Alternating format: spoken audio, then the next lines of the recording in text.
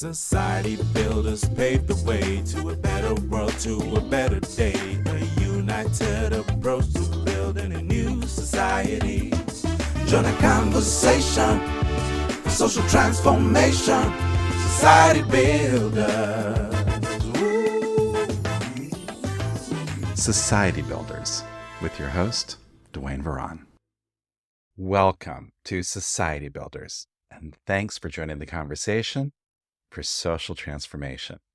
Now, today's episode is an exceptional episode.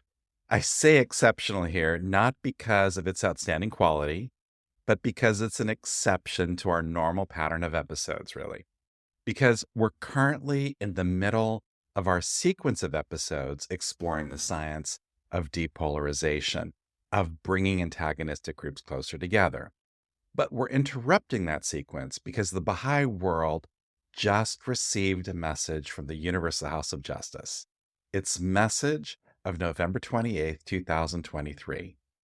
And this message is so weighty and so important that I felt it required me to drop everything and focus on exploring its contents immediately. It's a seminal message that Baha'is throughout the world will be studying intensely over the coming weeks. So today, we interrupt our previously scheduled sequence on the science of depolarization to explore the recent message of the Universal House of Justice, exploring the treasures of wisdom that can be discerned from our experiences as a community over the past 100 years and more systematically working to apply our principles. So this episode comes to you hot off the press. So fasten your seatbelts and let's dive right in.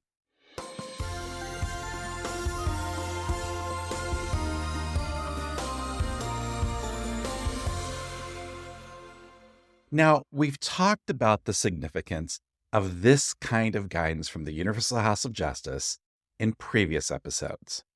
Messages like this help us understand our past. And that's not just about the events that transpire, but about interpreting their significance and their impact. They help us understand the future, giving us this incredibly rare glimpse in terms of what's in store for us, what lays for us right around the corner. But they also help us understand the present, both in terms of our communities, but also in better understanding the current state of the world.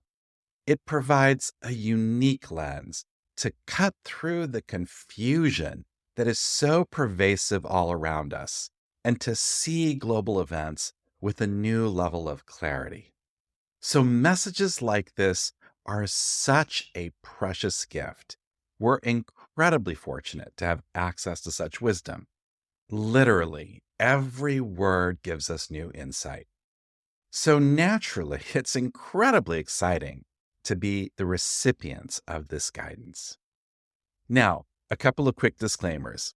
As I've done before, I want to remind you that this podcast is not a reflection of the views of any Baha'i agency.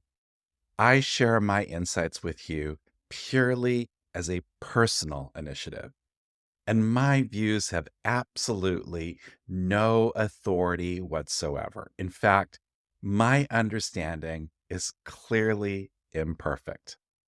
I share my views with you in this series to help stimulate your own thinking. You are perfectly free to accept or reject anything I say. My views are no more or less important than yours. So weigh it all for yourself. Just think of me as another person sitting around in your study group, sharing my thoughts with you, and weigh those thoughts for yourself as you would the contributions of anywhere else in your consultation or in your study group. And once again, I want to remind you that my purpose in sharing my thoughts here with you is not to provide a substitute for your own study of this message. It's designed to supplement your study and hopefully even encourage it. Okay, with those disclaimers, now let's explore. Now, the focus of this message is primarily on what we've achieved as a global community over the past 100 years across the three divine charters in focusing our service and activities. The Tablets of the Divine Plan, which have guided our teaching initiatives, the Will and Testament of Abdu'l-Baha, which has shaped the evolution of our Baha'i institutions, and the Tablet of Carmel, which has been the guiding light in the building of the Baha'i World Center. The message centers on guidance provided on behalf of Shoghi Effendi that explain that attempts to understand the implications of the will of Abdu'l-Baha would require a century of actual working before the treasures of wisdom hidden within it could be revealed. And drumroll, please. Now that we've had that century of it actually working, the time has come for these treasures to now be revealed. And that's what this message provides. Wow, right? This message is that unearthing of these precious treasures. How incredibly exciting is that? Now, by my count, the message is comprised of 27 pages. That's a little over 16,500 words across 89 paragraphs, ignoring titles, of course, that are structured across 7 key sections. So this message is on the meteor end of the spectrum in terms of such messages, and it's packed with insights. And the primary narrative of the message is devoted to sharing the story of the history of the past 100 years, gleaning the treasures, the lessons learned along the way. In a lot of ways, this reminds me of the Guardian's contributions in writing God Passes By, which is a history of the first 100 years of our faith from 1844 to 1944. Now, there were substantive history books on our faith already written at the time, of course, but Shoghi Effendi's work is entirely unique, not because it tells us the story of the events that transpired, but because it helps us interpret them, their significance, and the unfoldment of a larger narrative of the organic evolution of our faith. And this is precisely what the Universal House of Justice does here. They lay out a history of the first 100 years of our formative age, from 1921 with the passing of Abdu'l-Baha to 2021, of our efforts to apply our teachings as communities in more systematic ways around those 3 charters which I referenced earlier. Now, you're going to be incredibly inspired when you read all this if you haven't already. You're going to learn so much, and it helps situate events in your own life with new perspective. It helps you position activities you already participated in, seeing them in new light, understanding the larger narrative of what they were really all about. And I'm sure that throughout our communities, there will be many systematic initiatives designed to help us better study the message because it really is just so seminal. So I hope you will appreciate that an attempt to summarize all of this is well beyond the scope of what we can achieve in today's episode. So that's not what we're going to do. That's not what we're going to focus on in this particular episode. Today's episode is not an attempt to summarize the entire message. Instead, today we're going to focus on the parts of the message which specifically focus on society building. In other words, we're exploring only one aspect of this very weighty message. And in all honesty, I feel inadequate even in attempting that. So please accept my deepest apologies here for not being able to tackle the entire message and for limiting today's episode in this way. Once again, I encourage you to study the message yourself and collectively with others. But hopefully we can explore at least part of that message together in this podcast.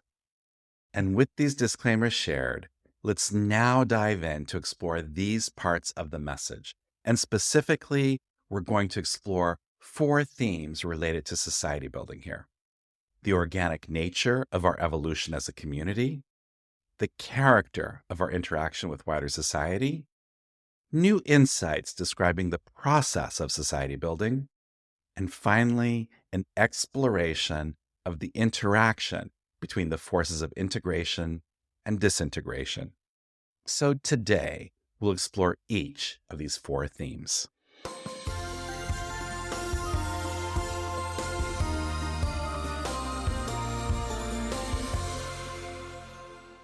These first 100 years of the formative age of our faith, the period from 1921 to 2021, will probably be viewed by future historians as the community building stage in our evolution as a community. As the message clarifies, before we could meaningfully contribute to larger society with scale, we had to build our capacity to function as communities, capable of charting our own destinies. Now, prior to this in the heroic age, the believers had direct access to guidance from our central figures, first from the Bab, then Baha'u'llah, and then Abdu'l-Baha. So if you've been following this podcast series, you'll remember from episodes 6 through 13, for example, how we explored all of these exciting ways in which the Baha'is of Abdu'l-Baha's generation contributed to society building. But they pursued these under Abdu'l-Baha's direct guidance.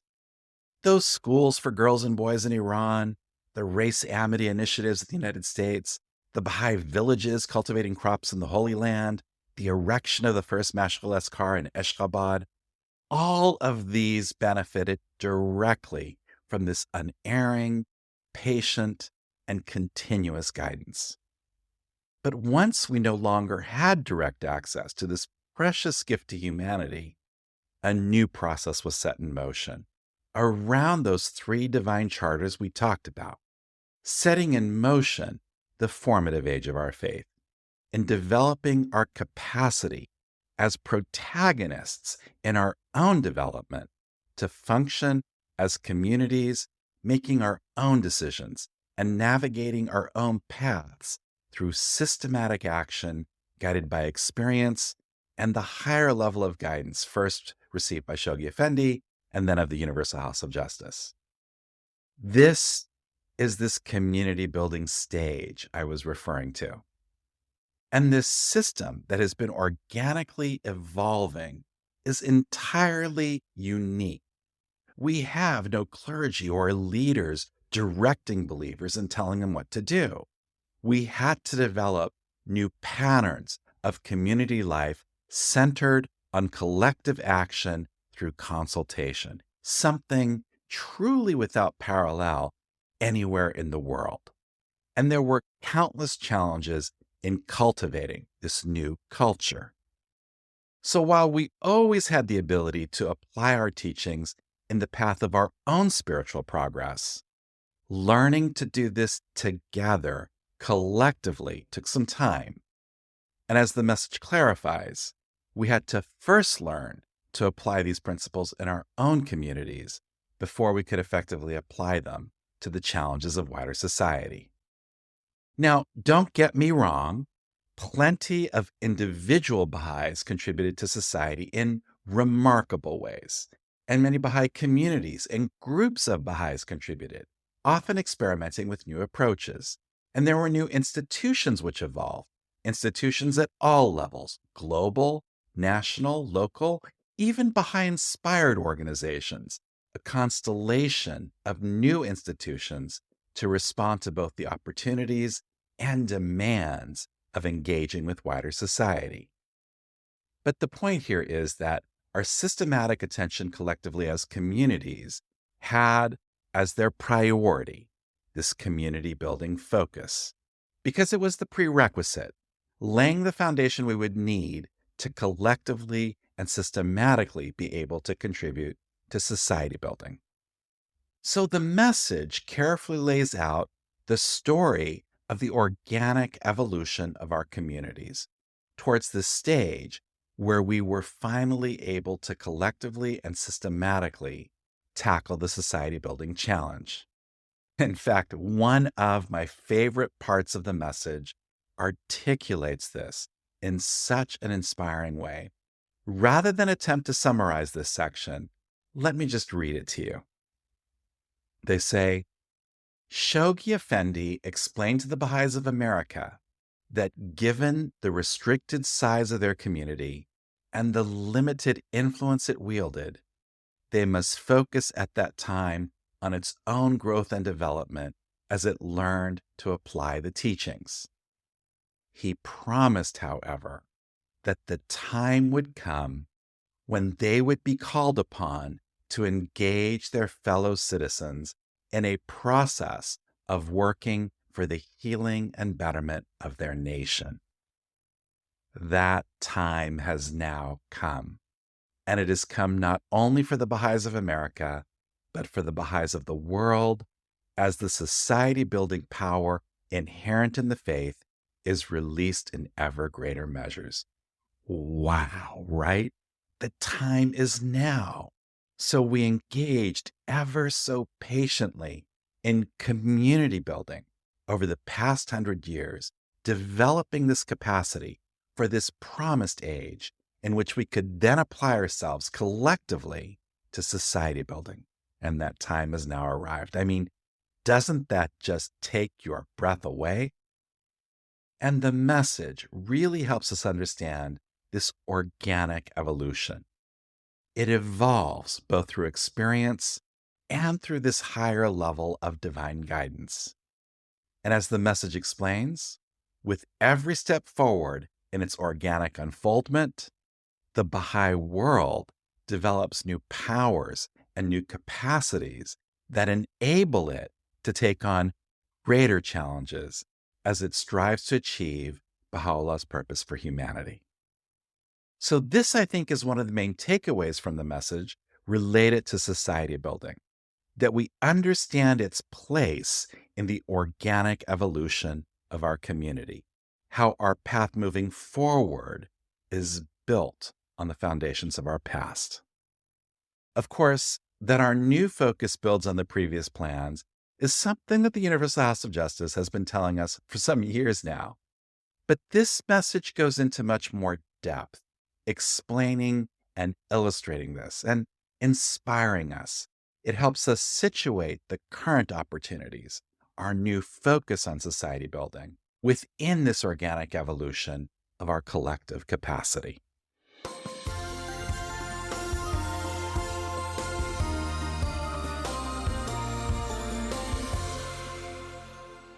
The second theme I'd like to explore from the message is what new insights it shares in terms of describing our interaction with wider society. Now, there's no question that this arena is one where we're learning and adjusting our views rapidly. Our community cultures are changing, and we're learning to reconceptualize how we interact with the world around us. Previously, I think, we thought of ourselves as being very separate from the world. It's like we had a fortress, exclusive from the world around us, but we were very open to inviting people to join us inside this fortress. But there was a clear and defined wall that separated us. We moved in very distinct worlds. We enjoyed fellowship with our Baha'i brothers and sisters, and we created spaces like firesides where we welcomed wider society, but on our turf and on our terms. Now, this is an exaggeration for sure. It wasn't this black and white. There was plenty of gray there. But my description here describes a certain kind of culture where there was a very distinct separation between us and the world around us. Now we know that this perspective is entirely flawed and not consistent with our teachings. We're evolving and better understanding a new reality, but it's one which we're still only getting a glimpse of. And this message helps further clarify this. It's an incredibly new reality that is central to our new approach to society building. So instead of this separation, we're learning to see the world around us as collaborators, partners in building a new world. In fact, the vast majority of people engaged in this enterprise will be from this wider society. So don't think of the thousands in our regional Baha'i communities. Think of the millions in the world around us. That's the force to be mobilized in the path of society building. So here, the Universal House of Justice reminds us that Baha'u'llah calls on us to act as the leaven, a permeating and vivifying influence that could inspire others to arise and overcome entrenched patterns of divisiveness, conflict, and contest for power, so that the highest aspirations of humanity could ultimately be achieved. We act as catalysts. We help awaken this capacity in society. It's not something we do for the world. It's something we do together with the world.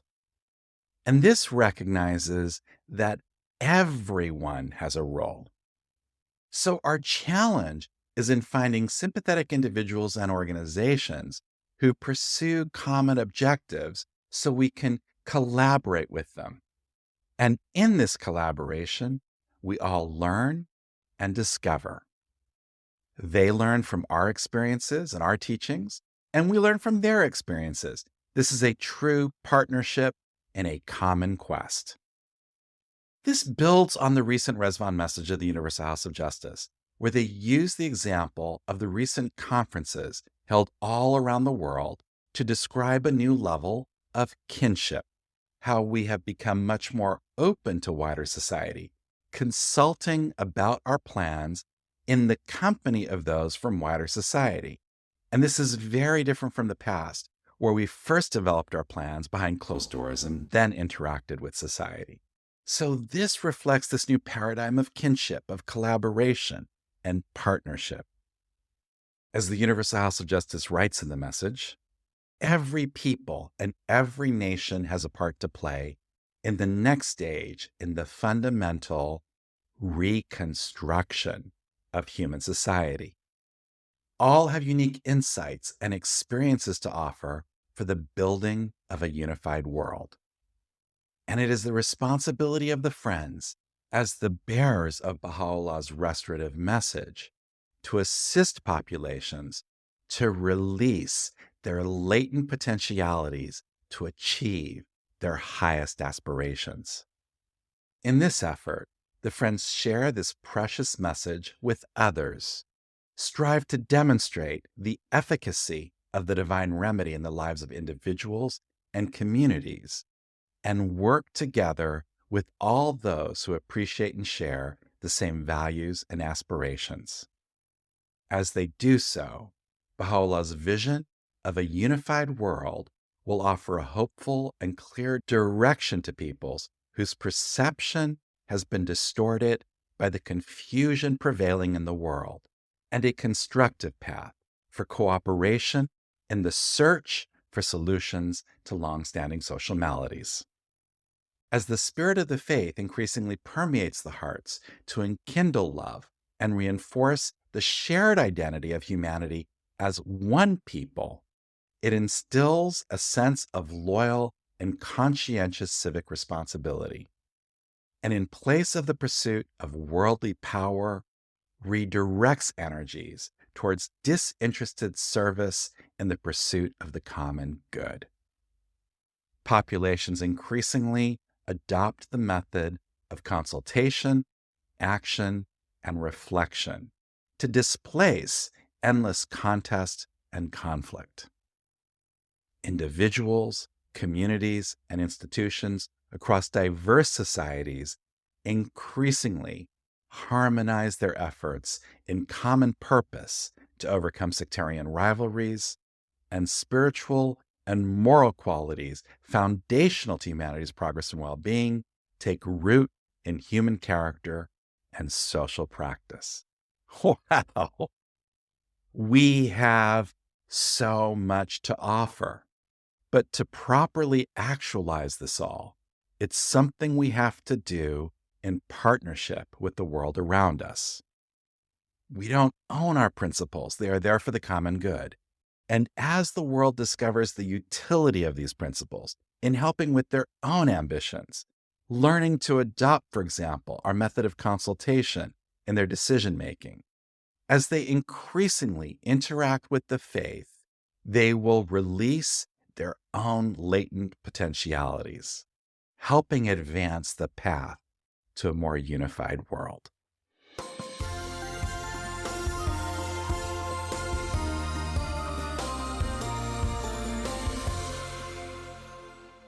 The message also gives us all kinds of exciting new contributions to our larger understanding of the process of society building. Again, our understanding of what society building looks and feels like is evolving. We don't yet have a common unity of thought on what it all means. We don't yet understand what a distinctive Baha'i approach looks like. That's something that will evolve rapidly over the coming decades. Now, I've talked about this in previous episodes, how there are key constructs like progressive revelation, which have achieved this kind of unity of thought. Anywhere you go in the Baha'i world, from the jungles of the Congo to the highlands of Papua New Guinea, every Baha'i will share a description of what progressive revelation means that is incredibly similar. And over the course of the past 25 years, there are new constructs in the community building arena which share this kind of unity of thought. So again, anywhere you go, for example, the construct of accompaniment, just to use one example, will have a common meaning. But we haven't yet achieved this around the various constructs associated with society building. I suspect that our descriptions here would vary wildly, and many of our concepts are still probably shaped by secular concepts, us framing our Baha'i work within the frameworks and approaches we already understand, those adopted from wider society, instead of discovering this distinctive Baha'i approach. And this quest for this discovery is why it's so important to look to messages like this for clues on what this approach to society building will look and feel like. So there are a number of treasures here in this message, and these are treasures we want to learn from. First, the Universal House of Justice again reminds us that development is not a process that is carried out by one people on behalf of another. It is people themselves, wherever they reside, acting as protagonists in their own development. So development is something we do with people as equal protagonists, not something we do for them. Another principle is that in the same way that we see this meta-narrative of the organic evolution of our community over the past 100 years, the same kind of organic evolution happens in all of our society building initiatives. Efforts start small and grow as experience accumulates. We learn from our experiences, which shape the evolution of our approaches. And this idea has a number of important dimensions to it. First, that initiatives grow organically, but also that they are shaped by our experiences. It's not something we think up and simply implement around a grand design. It also highlights how critical it is to try to get the process right by not overextending ourselves, by staying true to our principles rather than compromising for expediency. Because how we do things is just as important as what we do. The means by which the end is attained is just as important as the end itself. Much will depend upon the spirit and manner in which our tasks are conducted. And related to this is that process of reflection, of accessing and contributing to insights, to knowledge, to experience. It's something that should be available to all, a democratization of access to knowledge. I want to explore this theme a little further because while I think a lot of heads will nod in agreement with this idea, I think this is something a lot of communities really need to work on. In my own experience, institutions often hold such knowledge very close to their chests and are reluctant and suspicious in sharing it. Some of this, I think, reflects a fear that such knowledge might include negative results, which might discourage others. For my part, and I'm speaking purely personally here, I think this approach is fundamentally wrong.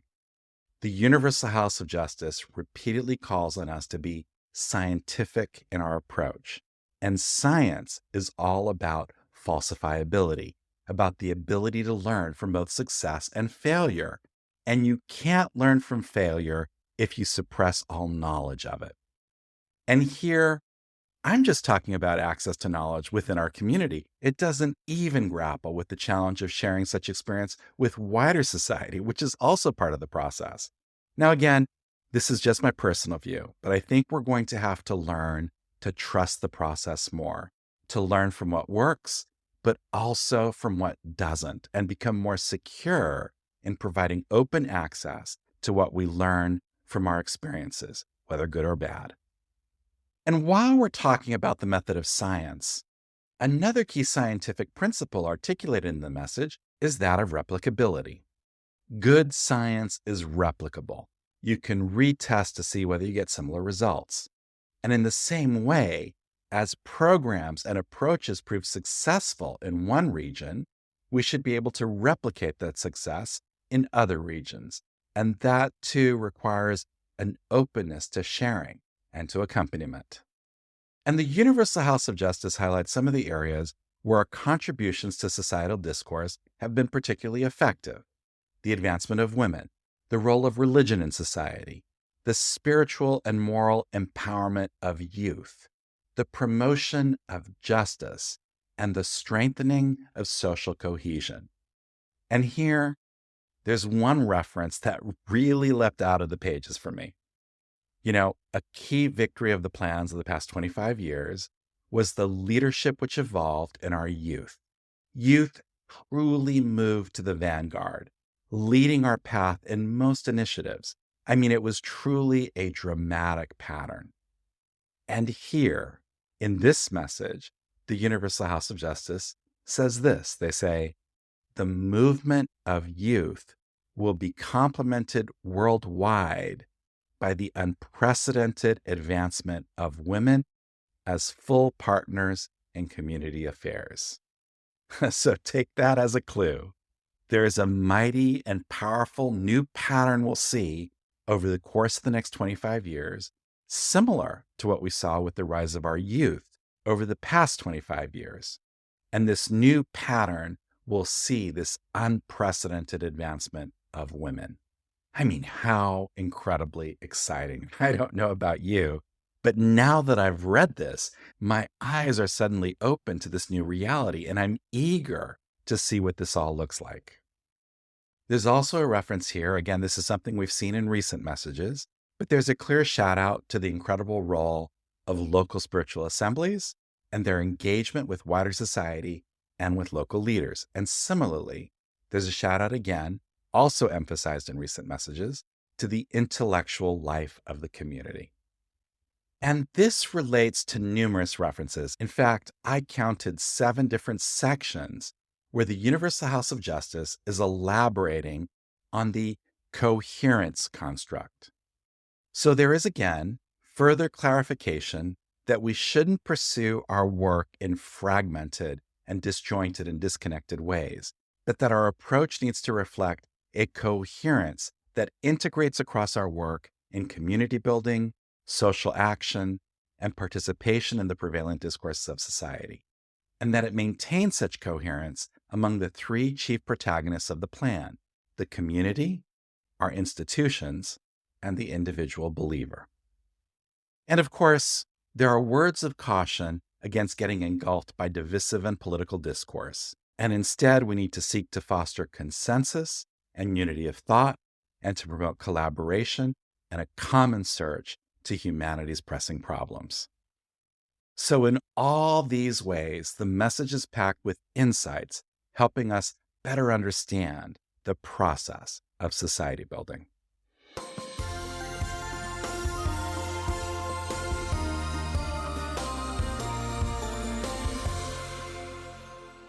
The final theme I'd like to explore in the message that related to society building is in the message's description of the interplay between the forces of integration and disintegration.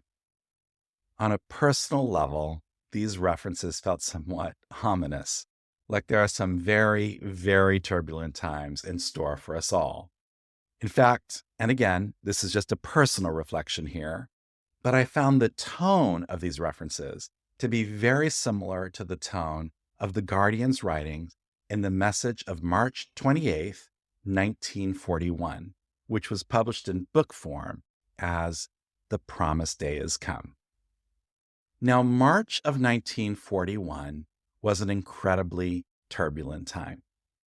It was the peak, really, of Nazi expansion. France had already been conquered. Great Britain was being bombed on a daily basis. Rommel was, despite all odds, conquering Africa, and his conquest of the Holy Land seemed a certainty. So it seemed that Nazi tanks would be rolling through the Holy Land at any minute, and who knew what the implications for all this would be for our world center? I mean, these were truly scary times. I mean, this is the peak moment of despair for the free world. And at this juncture, Shoghi Effendi writes, "A tempest, unprecedented in its violence, unpredictable in its course, catastrophic in its immediate effects, unimaginably glorious in its ultimate consequences, is at present sweeping the face of the earth. Its driving power is remorselessly gaining in range and momentum. Its cleansing force, however much undetected, is increasing with every passing day. Humanity, gripped in the clutches of its devastating power, is smitten by the evidences of its resistless fury. It can neither perceive its origin, nor probe its significance, nor discern its outcome. Bewildered, agonized, and helpless, it watches this great and mighty wind of God invading the remotest and fairest regions of the earth, rocking its foundations, deranging its equilibrium, sundering its nations, disrupting the homes of its people, wasting its cities, driving into exile its kings, pulling down its bulwarks, uprooting its institutions, dimming its lights, and harrowing up the souls of its inhabitants." And further, he writes, "Dear friends, the powerful operations of this titanic upheaval are comprehensible to none except such as have recognized the claims of both Baha'u'llah and the Bab. Their followers know full well whence it comes and what it will ultimately lead to. Though ignorant of how far it will reach, they clearly recognize its genesis, are aware of its direction, acknowledge its necessity, observe confidently its mysterious processes, ardently pray for the mitigation of its severity, intelligently labor to assuage its fury, and anticipate with undimmed vision the consummation of the fears and the hopes it must necessarily engender." Now, as a side note, this letter literally marks the turning point of the war. Almost immediately after this letter was written, Rommel's fortunes changed and he had to reverse and retreat. Hitler's subsequent invasion of Russia only months later laid the foundations for his defeat. So this is a turning point, so to speak. But imagine yourself living at this time, in March of 1941, in these incredibly turbulent times, and receiving this guidance from the beloved Guardian. Now, to me, again, this is just a personal reflection, but this section of the message of the Universal House of Justice has these kinds of tones as they describe this interplay between the forces of integration and disintegration in operation in the world today, calling on our ability to read the reality of society as it responds to and is shaped by these twin processes. They frame this as the Baha'i world needing to navigate the turmoil of a most perilous period in humanity's social evolution, but assuring us that we will follow undeviatingly the course set by Providence. Here's how they frame this dual process. They say this, they say, "A plethora of destructive forces and events, including environmental degradation, climate change, pandemics, the decline of religion and morals, the loss of meaning and identity, the erosion of the concepts of truth and reason, unbridled technology, the exasperation of prejudices and ideological contention, pervasive corruption, political and economic upheaval, war, and genocide have left their traces in blood and anguish on the pages of history and the lives of billions. At the same time, hopeful, constructive trends can be discerned, which are contributing to that universal fermentation which Shoghi Effendi said is purging and reshaping humanity in anticipation of the day when the wholeness of the human race will have been recognized and its unity established. The diffusion of the spirit of world solidarity, a greater consciousness of global interdependence, the embrace of collaborative action among individuals and institutions, and a heightened longing for justice and peace are profoundly transforming human relationships. And thus, the movement of the world towards Baha'u'llah's vision advances in countless halting steps, in occasional dramatic leaps, and with intermittent stretches where progress stalls, or is even reversed, as humanity forges the relationships that constitute the foundations of a united and peaceful world. Now, the integration part of that dual process is incredibly inspiring, right? I mean, we love reading about all these trends that are coming together. But if you're like me, you're a little bit daunted and scared by the disintegration part. As the message says, none can anticipate precisely what course the forces of disintegration are destined to take, what violent convulsions will yet assail humanity in this travailing age, or what obstacles and opportunities may arise. I mean, how scary is that, right? And the Universal House of Justice makes it clear here that we are not immune to the pain and suffering the world will experience. The turmoil in the world around us will impact us all the same. We may understand it, but we'll still be experiencing it. They use the example here of the inability of Baha'i communities to pursue the plans during the Second World War, for example. Upheavals will paralyze the ability of whole communities and whole populations to fully participate. It'll impact our financial resources. I mean, we'll be impacted in every way. We'll feel the pain. And what's interesting to me is that the language of the Universal House of Justice here is not one of bunkering up. We're not preppers.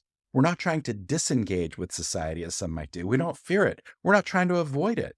So the purpose doesn't feel like a warning so that we can plan out how to best escape it. Instead, it focuses on this interplay between the forces of integration and disintegration. It's a summons for us to pull up our socks, develop the skills we need so we are best prepared to help in service to our fellow brothers and sisters in the world who will also be navigating through this turmoil. It's a window of opportunity for us to prepare ourselves for the tools we'll need to help our fellow compatriots in this hour of crisis that looms in our impending future. How amazing is that?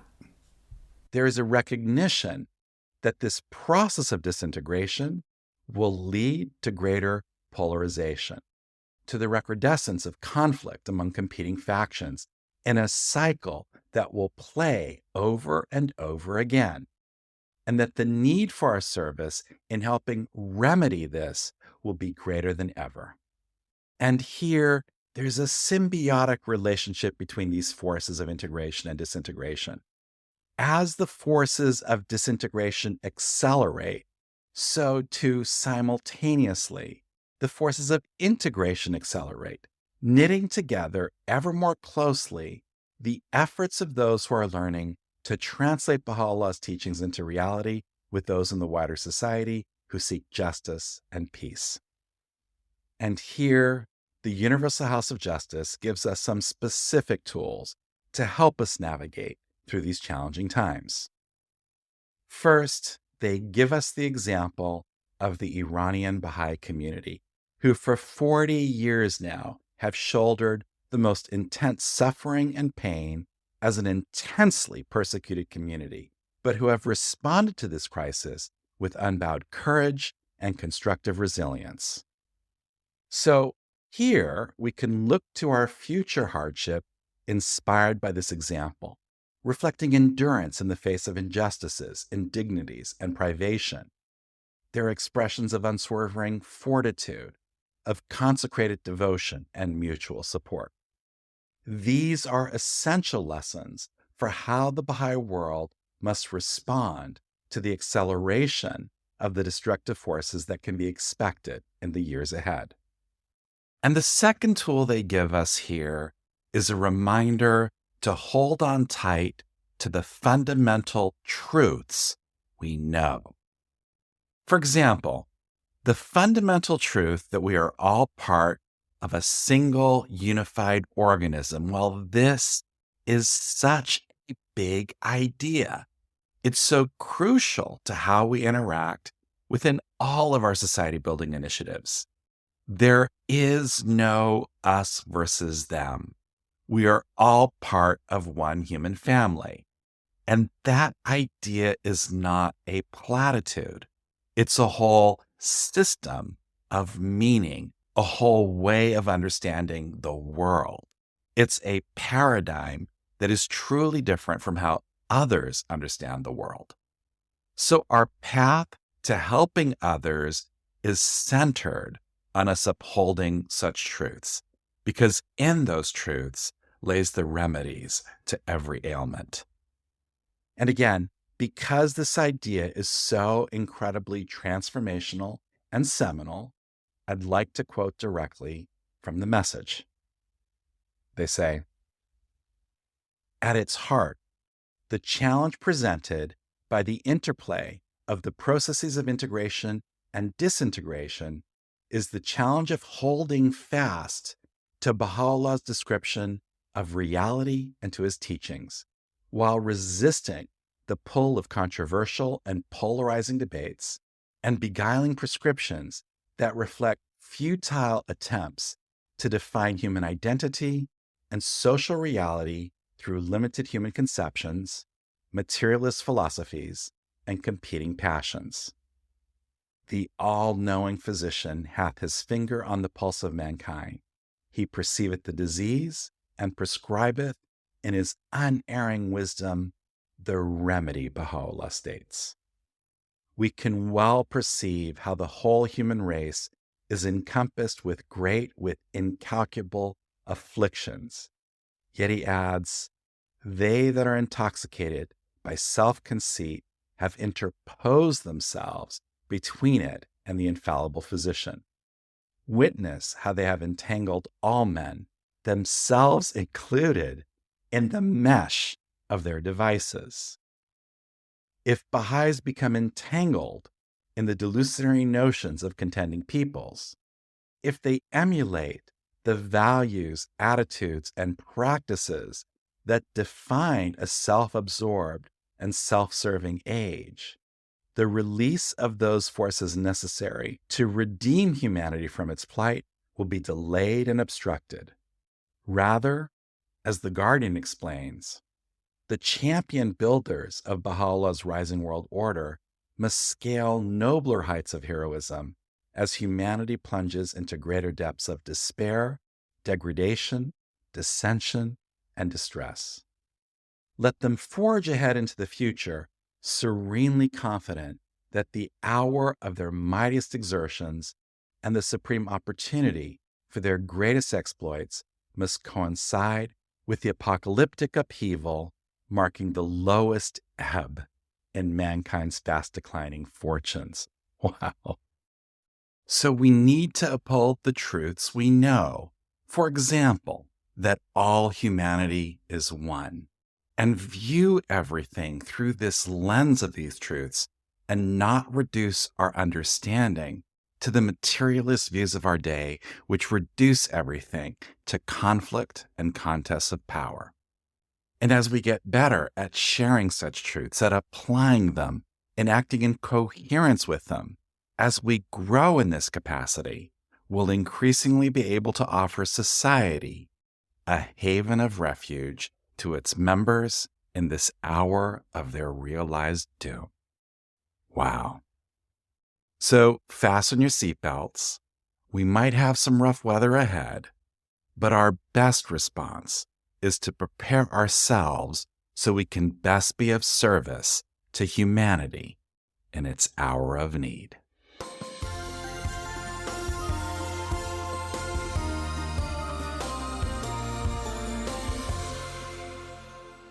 Well, that's all the time we have for exploring these themes today. Once again, remember that this is not a summary of the entire message. There are numerous other themes throughout the message: our approaches to teaching, to Baha'i administration, to the evolution of the Baha'i World Center, on the covenant, the process of translating Baha'u'llah's writings into the arena of action, and so much more. It's a message packed with these treasures of insight. Today, I've only focused on the parts of the message which specifically addressed our society-building focus. So you'll really want to study the message in its entirety for yourselves. And as I mentioned at the outset, today's episode was a break in the sequence of episodes exploring the science of depolarization, a theme we continue in our next episode, where I'll interview Andrea Bartoli, who is both a scholar and who serves as the president of the San Egidio Foundation for Peace and Dialogue, which is a global Catholic association championing world peace. Andrea will share amazing stories from his own work in helping bring an end to the civil war in Mozambique. I mean, these are incredible insights to learn from. His stories will truly inspire you. So thanks again for joining the conversation for social transformation. I look forward to seeing you again next time on Society Builders. Society builders paved the way to a better world, to a better day. A united approach to building a new society. There's a crisis facing humanity. People suffer from a lack of unity. It's time for a better path to a new society. Join a conversation for social transformation. Society builders. Woo. Join a conversation for social transformation. Society builders. Woo. So engage with your local communities and explore the exciting possibilities. We can elevate the atmosphere in which we move. The paradigm is shifting. It's so very uplifting. It's a new beat, a new song, a brand new groove. Join a conversation for social transformation. Society builders. Woo. Join a conversation for social transformation. Society builders. Woo. The Baha'i faith has a lot to say, helping people discover a better way with discourse and social action framed by unity. Now the time has come to lift the game and apply the teachings of the greatest name and rise to meet the glory of our destiny. Join a conversation for social transformation. Society builders. Woo. Join a conversation for social transformation. Society builders.